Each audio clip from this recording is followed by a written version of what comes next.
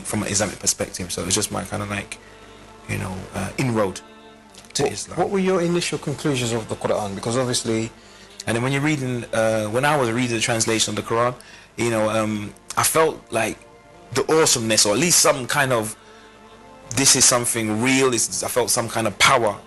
You know, truth is truth, and that was the, you know, it's not the Arabic, it's not the subtleties, it's not the sophistication that may be transmitted in the Arabic, but the gist is even in English. the general message is powerful. I wanted to focus on how it was, because I know that when you did finally take your Shahada, it was kind of, I feel like, directly to the Ahlul Bayt alayhim salam. But up until this point, there's not been any mention of the Ahlul Bayt or any, if you like, Shia friends.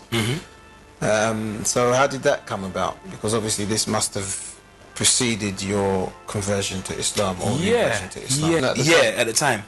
And he said, but they're Shia, so it didn't mean anything to me as a one. It just made me kind of, okay, what does this mean?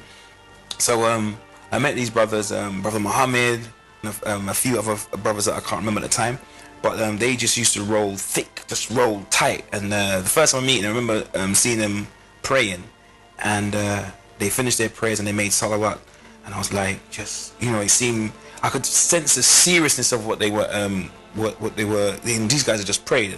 I'm not a person of salah at the time, but these people had prayed, so it had that effect on me, kind of schooled me from our own African Caribbean cultural frame of reference. So as opposed to him just being able to say the nation of Islam are kufr, this is the astaghfirullah, and just finish. So, you know, he haven't explained that to me, he just told me they're wrong.